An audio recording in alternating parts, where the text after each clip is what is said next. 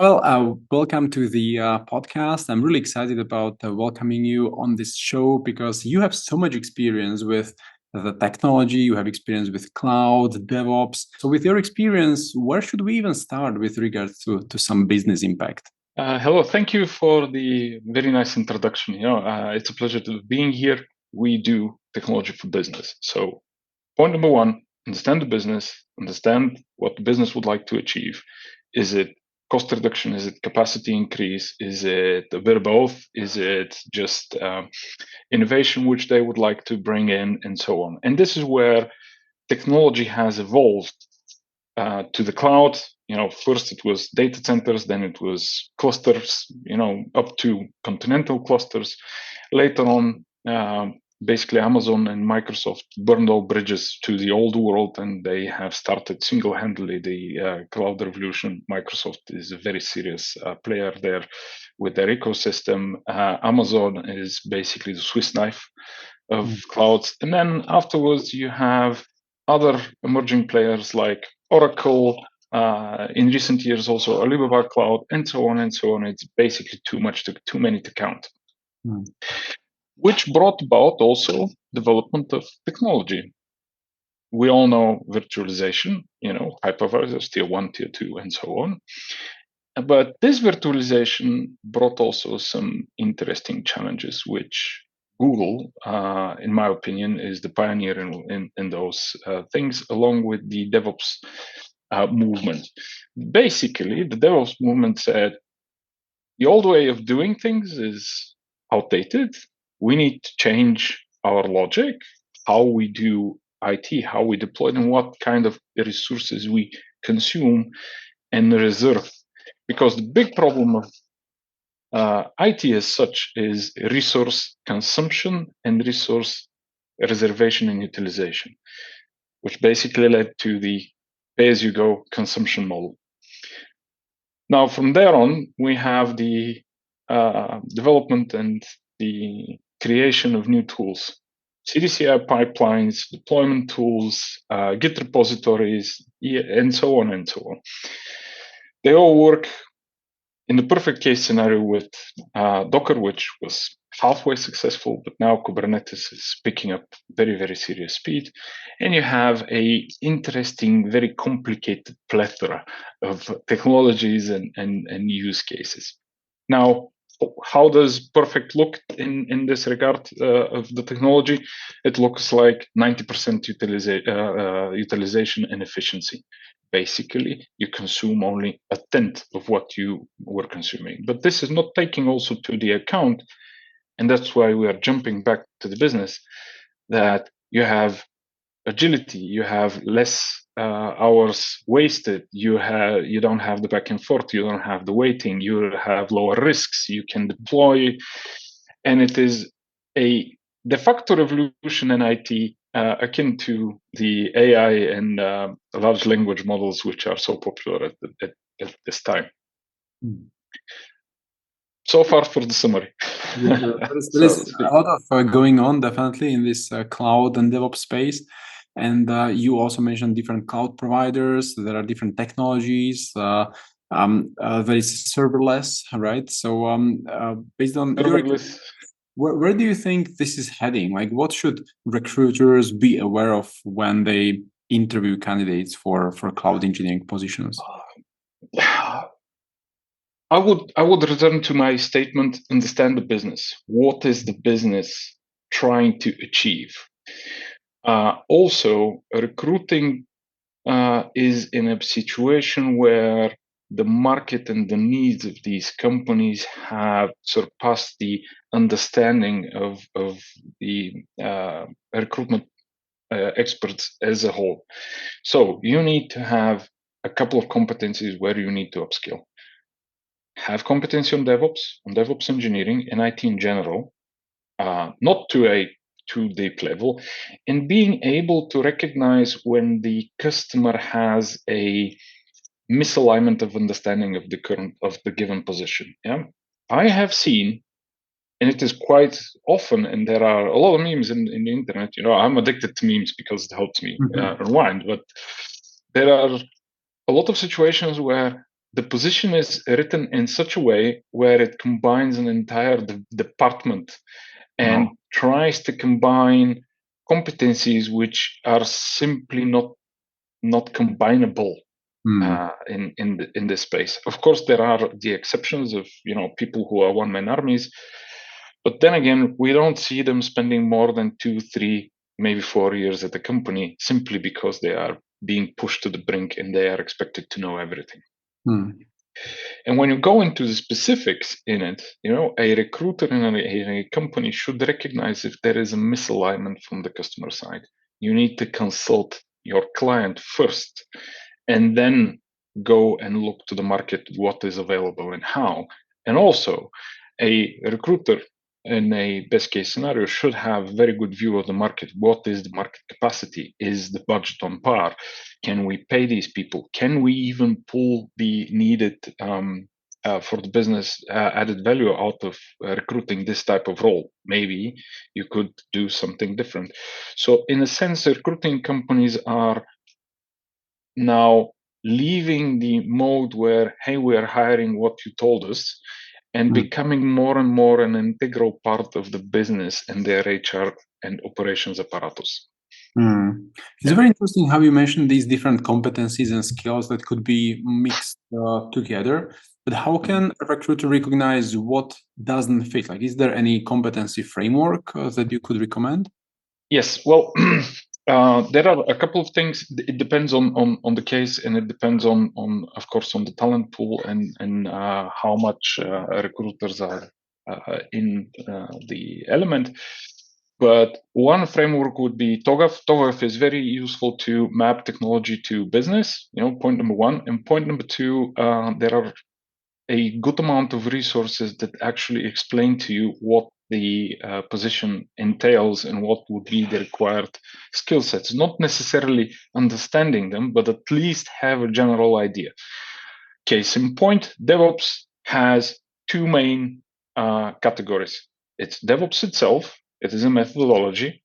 It is a cultural shift. It is a entire process where we basically try to modernize and organize better our development work. And then there is DevOps engineering, which concerns itself with the actual infrastructure tooling and processes, how to achieve these DevOps goals and provide the engineering teams with these tools. And if we would like to go even deeper, DevOps is also can be split into a couple of subcategories. Specifically, when you go into Agile and Safe and so on, you have one part of them are with engineering very closely, one part is in the operations very closely, and then if you have also the security bit is DevSecOps, and all of them are dealing with automation.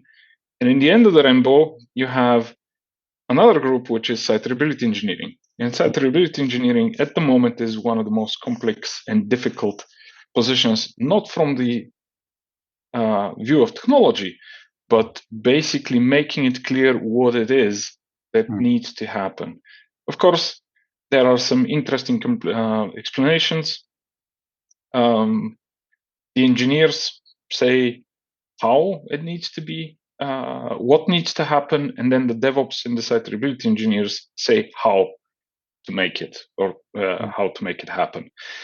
And here is where the confusion comes. When you say DevOps in the market, people think Kubernetes, Bamboo, CI/CD pipelines, Terraform, Pulumi, whatever. Red Hat OpenShift, VMware, even VMware Cloud Foundation, and so on.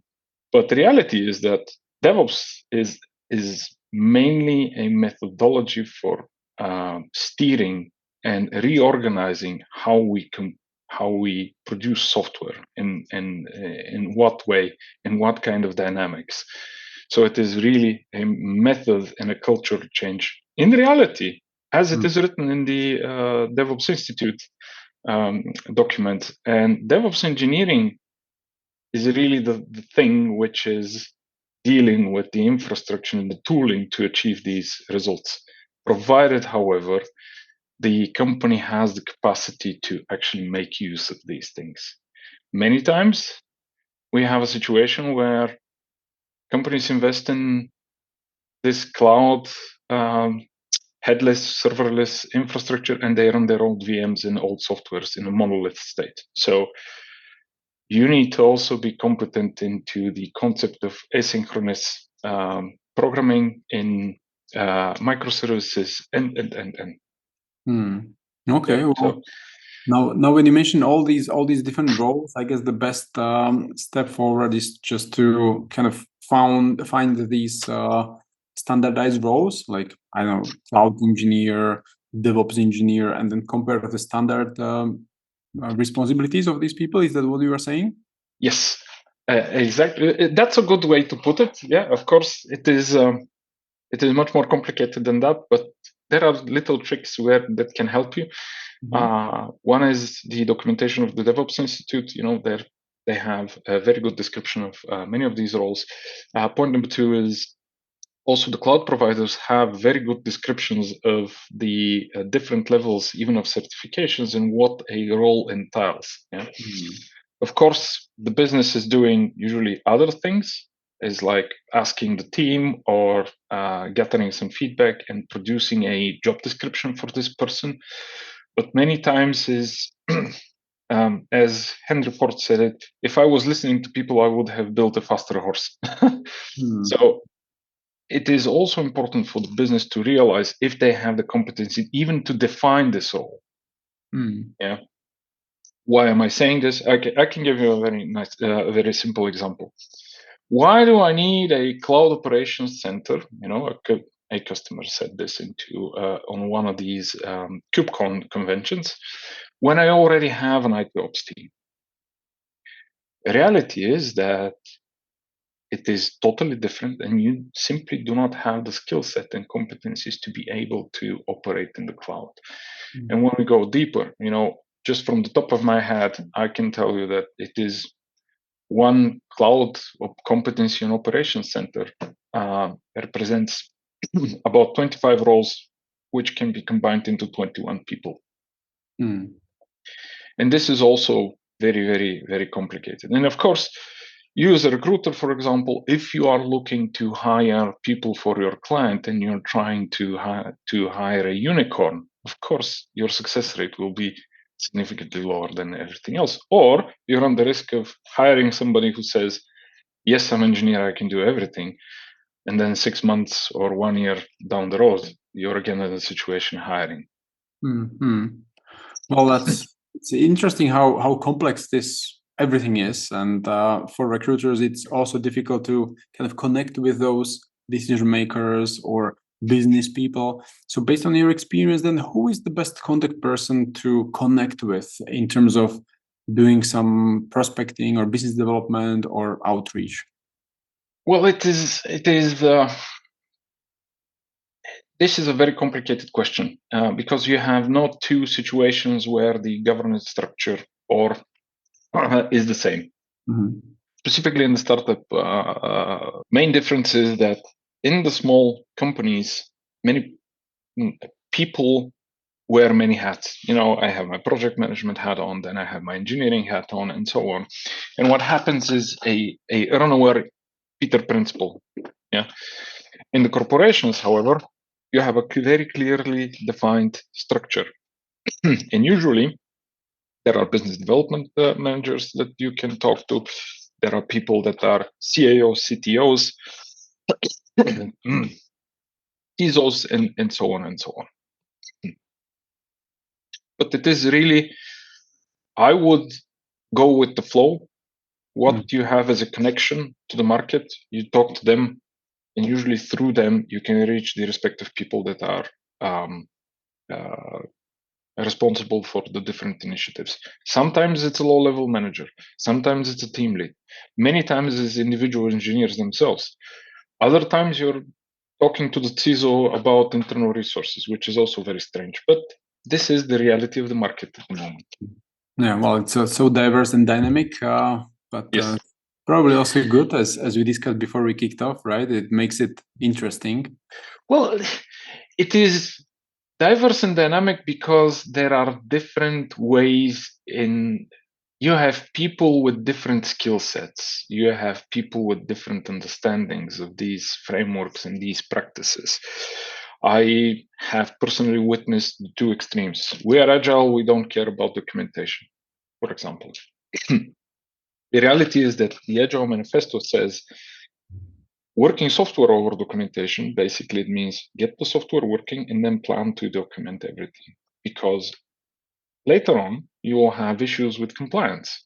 You will have issues with regulation. You will have issues with certification. Yeah.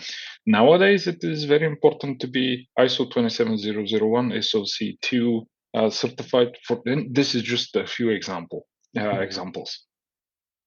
In many other examples, you have everything done perfectly, and it is a clear success story. But it's the mix between technical and non-technical people that makes a company successful. And in smaller businesses, this is simply not possible. Yeah. Okay. So I can give you examples of organizations which decided to do a professional services section of their company only from hardcore engineers. Of course, what do the engineers do? Everything is a technical problem. No budgets, no strategy, no nothing. On the other hand, business people look for the best offer. Hey, this is the best offer we have. It's going to make us, keep our targets and budgets and so on. But not being technical people, they oftentimes overlook the exit strategy. What do I do if tomorrow this environment does not suit me? Yeah, and this is also the very dreaded vendor lock-in. Yeah. Oh, awesome. Well, and still thinking about these recruiters, they also may wonder what are some of these most demanded roles. So based on your experience now working at Accenture, what would you say are some of the cloud or DevOps roles that are in high demand on the market? Infrastructure is very high on the demand. In my view, it's actually across the board, and I will tell you why. My personal experience, not only from Accenture, but my personal experience, is that the market, specifically in the US and Europe, is shifting a lot. Now, the real cloud adoption is starting to roll out of these businesses that have delayed this, and this is a very, very significant percentage. So you have things like cloud architects, DevOps people, DevSecOps people. The entire security stack is very in demand, and DevOps engineers are also very high on the demand list. Functional and non-functional architects also. Developers are somewhere in the middle, but specifically for the cloud, networking, storage, infrastructure, DevOps, DevSecOps. These are the people that you need, including architects, cloud and infrastructure architects, depending on the needs. Interesting. And now when you mentioned developers, this is a bit of off topic to the cloud. Yeah. The standard web developers, what would you say is the future now of front and back-end development with AI? The idea of the developers is that many times if you do DevOps, and DevOps engineering, you need to, and I cannot stress this enough, you work hand in hand with engineering, with the software developers. If you are not able to work with them and explain to them how we need to change the code, if you don't work with the software architect and the product owner, how the product needs to change from a monolith to a microservices architecture. And on top of that, these two groups need to explain to the business what this means. Then you are completely lost. So it is an ecosystem which is very, very tightly knit. And that's why I said also the developers, because without them, nothing is happening. So you provide them a nice new tool, but they need to be able to use it. But now with the AI development and generative AI, do you see developers still writing the backend code or front end code in 2-3 years from now? Not writing it directly themselves, but from my experience, also I am in machine learning, big data, and AI, so to speak, from, I don't know, when did I start? In 2012, I think, was my first more serious exposure. It will not. It will just make the work of the developers more easier. This low code, low Low code added rule. value. Yeah, no, low level code which brings you little added value, I think can be done by the AI to a large degree. So at the moment, I think it is about 30%, 35, close to 40% success rate of the AIs writing this code. However, when it comes into correlation, and when you do a simple math at the moment, you very quickly realize that the moment you have something which is a bit more complex in terms of correlation, which does not have direct connection and it needs a little bit of logic, you very quickly run out of tokens. And the AIs at the moment, which are on the market, they will make it a lot easier for these people, but they will have to deal with more complicated problems downstream. So I think it's a win-win situation. It's just it's the same as coding on HTML. Back in the day, it was all the rage in the 90s, and all of a sudden, other technologies took over, and now almost nobody is coding HTML. Why? Because you can generate it. Well, that's interesting. The job of a developer evolved so much over the 15, 20 years. It's just crazy. And yes and no. I always said it, developers need to be very good at a couple of things. Think logically, think in a matrix structure, and be good mathematicians, because 0 is not 0 in code. Well, that's true. And that also reminds me, now when you are interviewing candidates, you are hiring people to your teams or the departments, what are the things that would help you determine who is a good DevOps engineer or cloud engineer? If you have two people who have some experience, two people who have some certification, how do you know who to hire? We start with a very, very good definition of what we need. What kind of profile do we need? And in the interview, we do usually a couple of rounds of interviews. Point number one is the interview with HR and pre-screening and so on. And afterwards, it is a panel of their peers. So they ask questions which are connected with their easier day-to-day work. Yeah, and usually, if the candidate can do the easier and a bit more complicated work in that direction, then the panel usually decides if we are going to hire this person or not. Yeah. Specifically in Accenture, I don't have this problem, so to speak, at the moment. But in past operations in Hewlett Packard and Tricentis also, it is sometimes very difficult to hire people because different technologies and your use case might not be inside of the competencies of said person. Case in point, I can give you an example. You have a CDCI pipeline based software as a service product and environment. And then you say, we have infrastructure as a code.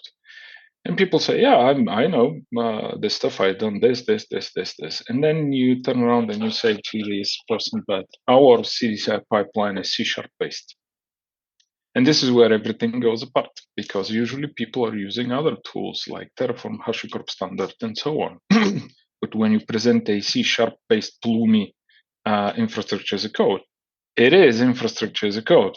But in order to be able to service it, you need to be a C# developer. And on top of that, you need to know the intricate dealings of C# and their inheritance of qualities, where you can basically inject stuff in the code and break your entire environment just because you didn't pay attention to it. So we have the situation where many developers actually go into DevOps engineering specifically because of these needs.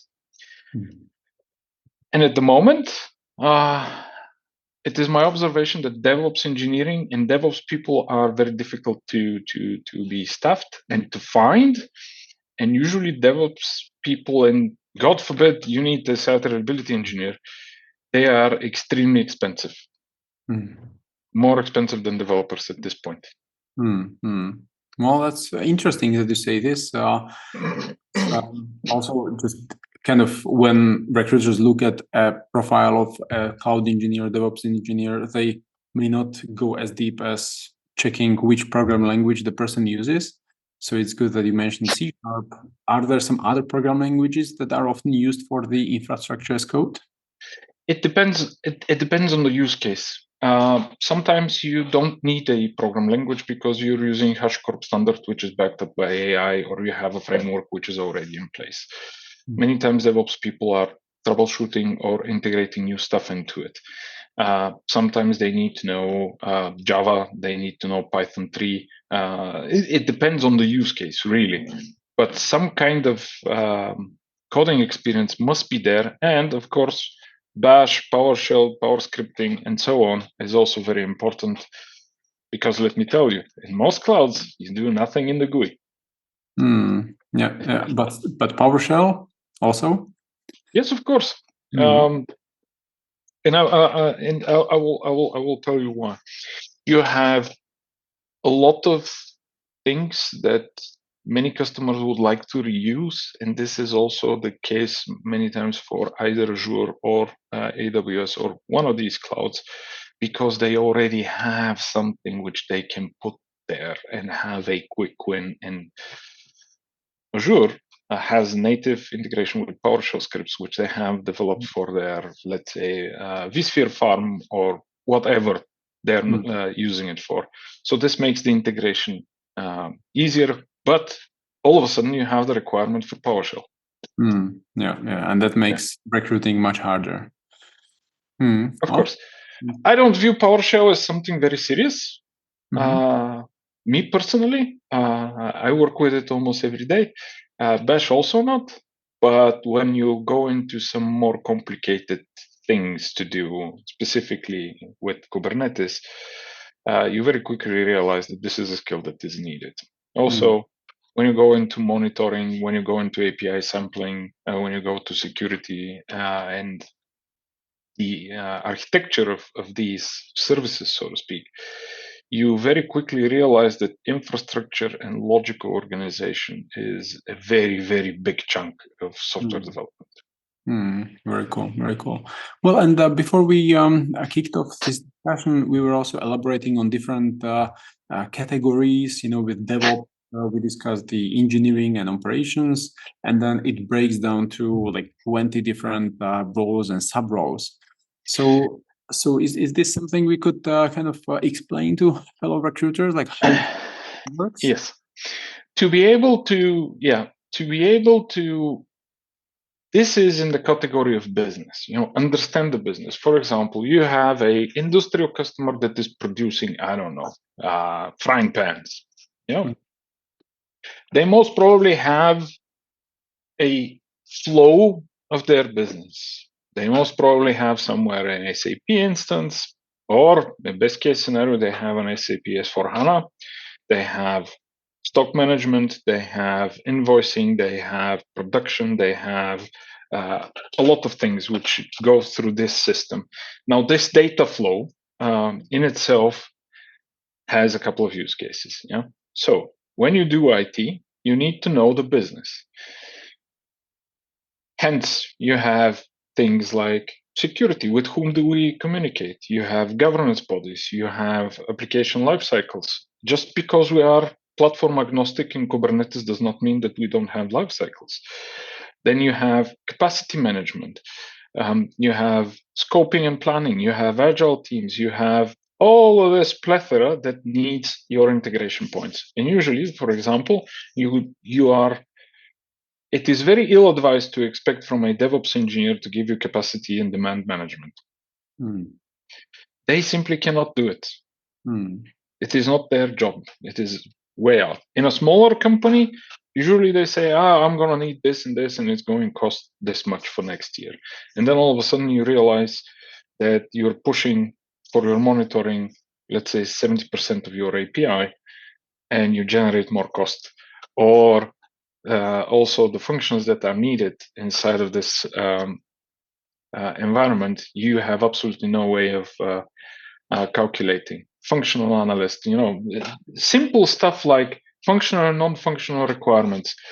I have made the experience that many really great, and I mean really stellar stars in development, they cannot write functional and non-functional requirements or critical success factors and acceptance criteria for their applications to save their lives.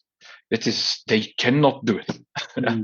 So when you have these roles, it is integration points. And when you try to consult your customer or your client on what kind of profile person they would like to recruit, you need to make sure that these functions are also there. If they're not there, you're going to change the profile of the person that you're looking for, and you will say, okay, I understand you are a DevOps engineer at the moment. You have done this. You have built CDCI pipelines, infrastructure as a code, and so on. But did you, for example, do a little bit of this one, which the customer does not have? That's also the situation. So it is really very complex. And you have, when you go deeper into DevOps, usually you have DevOps and DevOps leaders that are going through the organization and consulting leadership on what needs to be changed where, which silos you need to tear down, so to speak, how you need to improve the communication, what tooling do you do, what kind of methodology you're using to create a better flow, what would be the needed effort to refactor this application to be DevOps, so to speak, to microservices. And then on the other side, you have the DevOps engineers who walk around and work with developers, with leadership, and so on. And they need to actually make it happen and to give the tools to the programmers to do stuff and how to do it. And all of these factors combined in these functions which are around the cloud, if they're not in place, it will impact the profile of the person that you are looking for. If they are in place, then it's easy game. Hey, we're looking for a cloud DevOps engineer or a cloud architect for Azure or for AWS or with Kubernetes, fine. But the moment it gets a little bit complicated where the customer has no experience, they are in the beginning of their DevOps journey. And a DevOps transformation takes between 1 year and 2.5 to 3 years where you will begin to see the effects of it. It depends on the organization. Some do it in a month. Yeah. Some do it in 3.5 years. But changing the way people think about IT and technology is the big challenge here. And most of these, they don't have the needed stamina and needed patience to actually do this. And here is also a thing which I personally discuss with some of my colleagues in the community, is that many times you hire externally because you don't have the competency in-house. If you don't have the competency in-house, at least make sure to have the competency to define what you're looking for. And this comes also from the business.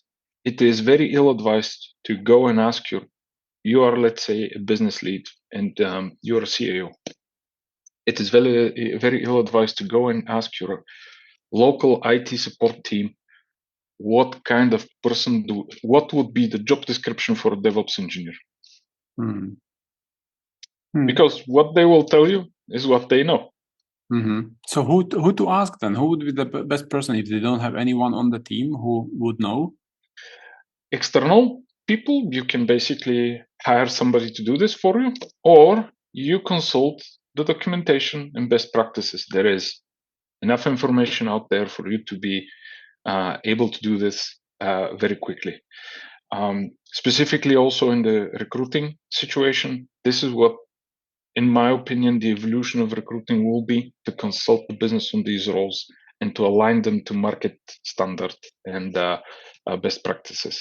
Mm-hmm. Well, that's very good that you say this, because also recruiters are kind of wondering what's the future of recruiting.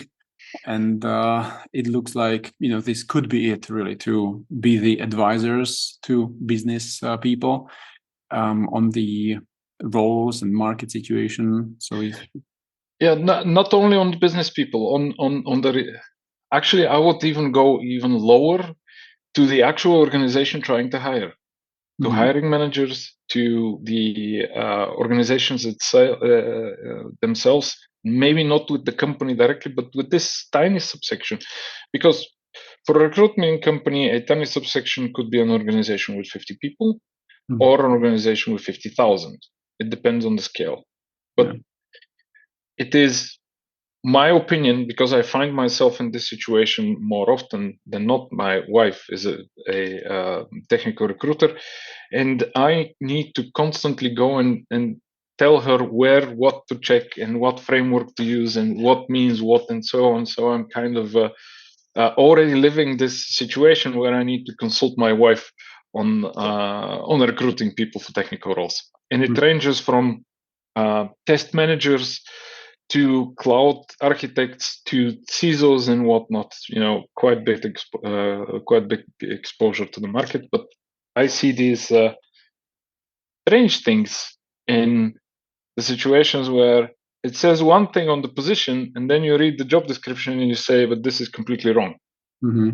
So we try to go back to the customer, to the client, and she goes back to the client and says, I think this might not be the best fit because on the market, these people are very rare or they do not exist, of course. And then we say, this is our proposal. It will fit in this manner in your organization. It will fit your use case because this is your use case. So the more consultative approach. Yes, of course, because you do not put a jet engine on a shopping cart. It simply doesn't make any sense. You can have the greatest person in one discipline. If you don't have the use case to make use of their competency, later on they will leave. And you have lost budget for half a year, and you have a lot of other things which you will lose down the road if you do hiring in the wrong way. Of course, there are those that say, I want this no matter what. Fine. This is classical recruiting. We will do our best, and so on. But this is not the way that things are now beginning to take shape.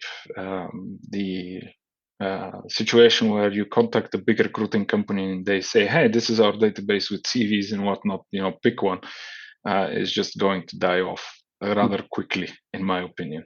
Yeah, it looks like, because now any kind of AI tool can create the hit list, generate list of people kind of automatically. So the added value needs to be elsewhere of the human recruiters.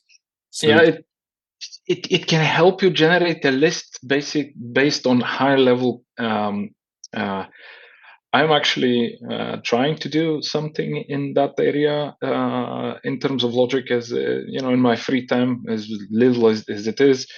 But what I have seen is that it generates you the hit list based on these factors. However, AI is not able to differentiate and discern what this actually means. Yeah. For example, the example with the infrastructure as a code. Yeah, infrastructure as a code can mean 10,000 different things. Yeah. So how do you take the client's use case and map it to the market? This is the big challenge at the moment, and no AI in the world at this point will be able to do this effectively. Very cool, very cool. I mean, it's just so inspiring to think what's going to happen on the market. And yeah. Oh, many people are leaving the market, and this was since years. Many organizations are now going into the red, having too little turnover. A healthy turnover is between 5 and 20%, depending on the size of your company, because then you have new skills, new perspectives, and whatnot. Many of them are holding these people for dear life because they know how difficult it is to get something at the moment. And the problem of this situation of the market being empty has more to do with the understanding of the business and the people rather than the skill set of the workforce. Basically, oftentimes the client's expectation is so high that you have trouble finding these people. And when you do, you have a situation where we're looking for a normal role and we have requirements for a senior person. And you have the situation where you're satisfying the requirements. The customer has budgeted for a normal role, but he needs to take a senior person because this is the only person that fits, and they do not have the budget for it and they are not able to hire them. Or also the situation where many companies say, oh, but this person is too senior. We're looking for somebody too junior. I personally do not see the problem there with senior people, because here is the thing: when a person comes to an interview well prepared, knowing what the situation is, they already made the deal in their mind. Yeah, what if they're senior?